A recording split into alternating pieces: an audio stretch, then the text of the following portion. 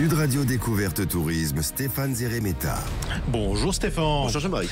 Directeur éditorial des guides Le Petit Futé. Alors aujourd'hui, vous nous emmenez à Ilulissat, une ville côtière de l'ouest du Groenland. C'est vrai qu'on a beaucoup parlé du Groenland ces derniers temps. Je voulais y revenir. C'est une destination absolument magique, et notamment Ilulissat. Ça, c'est la capitale, avec un grand la capitale mondiale des icebergs. D'ailleurs, littéralement, Ilulissat, ça signifie en groenlandais iceberg, hein, tout simplement. Et c'est vrai que le fjord d'Ilulissat, c'est l'embouchure maritime du glacier Sermeck-Kujalleq, qui est le plus grand fournisseur d'icebergs de l'hémisphère nord. Alors c'est assez dingue, hein. Il fait 60 km de long et il déverse 20 milliards de tonnes d'icebergs dans la mer chaque année. Donc c'est un gros... le glacier arrive, tout s'engouffre dans le fjord. Donc c'est une quantité, c'est la quantité d'eau utilisée annuellement en France. Ah, donc oui, c'est colossal. Incroyable. Et c'est pas immense, hein. C'est assez étonnant. Donc le glacier, il avance de 20 à 35 mètres par jour. C'est le glacier le plus actif du monde. Alors dès l'avion, d'ailleurs, quand on arrive, on a une vue spectaculaire sur le fjord glacé. Oui, parce qu'après vous êtes tout petit quand même dans le fjord. Les icebergs sont monumentés. Et d'en haut, et on peut refaire un petit survol en petit avion aussi pour bien comprendre un peu comment la géographie. C'est absolument incroyable parce qu'en fait, les icebergs, ils peuvent faire jusqu'à 100 mètres de hauteur.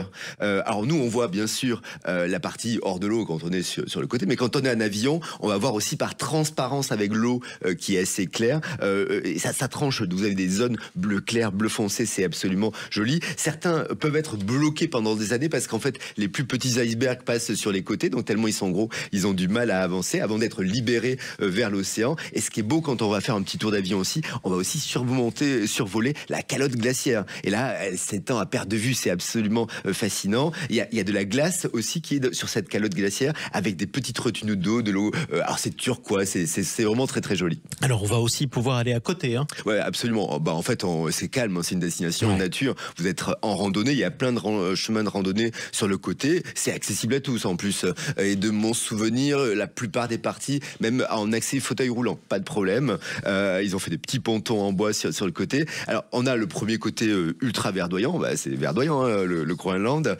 Et après, il y a une forme absolument incroyable en fonction des mouvements des icebergs. Sinon, on va aussi prendre le bateau, tranquille, et on va voir les icebergs de près. On va circuler autour, c'est un spectacle absolument fascinant. Et on peut être assez effrayé parce qu'il y a des craquements. Ils bougent, ils craquent. Et d'ailleurs, on va voir, et on attend un tout petit peu, ça fait partie de l'excitation qu'on peut avoir, d'énormes blocs se détacher. Alors, on a des blocs monumentaux de 100 mètres de hauteur c'est un énorme fracas, créer de grosses vagues, donc c'est assez étonnant. Bon, en tout cas, mais ça reste safe, hein, vous inquiétez pas, c'est pas la grosse aventure. Non, on n'est pas en dessous en tout cas. Pour les voir tomber, d'ailleurs, faudrait être à la sortie du glacier. Oui, alors c'est vrai que il y a un endroit notamment assez étonnant. On va remonter un peu les canaux, et pas les canaux, la rivière, et on va aller jusqu'au camp Paul-Émile Victor. Donc on va pouvoir passer une nuit dans un petit bungalow face au glacier. Alors quand un glacier fait tomber ses morceaux, ça s'appelle Ivelle, en fait, parce que le glacier pousse,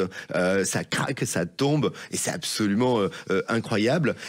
On est à plusieurs kilomètres, mais on les voit comme si on était à côté, tellement ils sont gigantesques. Et puis c'est vrai que en fait on voit que ça bouge beaucoup sur l'instant T, pas vraiment, mais dans une nuit complètement, on s'aperçoit le paysage, il a changé le lendemain. Ouais, le paysage change beaucoup. Il fait pas de nuit d'ailleurs. Eh ben en fait, ça dépend de quand on y est, mais en ce moment là, c'est l'été. Enfin, nous sommes il fait jour tout le temps. L'été, il fait jour tout le temps. Donc c'est nuit blanche, et c'est ça qui est absolument extraordinaire. Bon, la contrepartie, c'est que l'hiver, c'est nuit noire toute la journée. Donc vous choisissez l'été. Hein. Par contre, vous avez les aurores boréales quand même l'hiver. Donc nuit noire plus aurore boréale ou nuit blanche. Et ça, c'est absolument spectaculaire parce que le soleil fait semblant de se coucher. Enfin, il descend, il chute, il fait un petit tour sur le bas de l'eau. Et donc c'est un spectacle de couleurs bleu, jaune, rose sur les icebergs. D'ailleurs, c'est assez étonnant parce que les glaciers ont des icebergs ont des couleurs très différentes.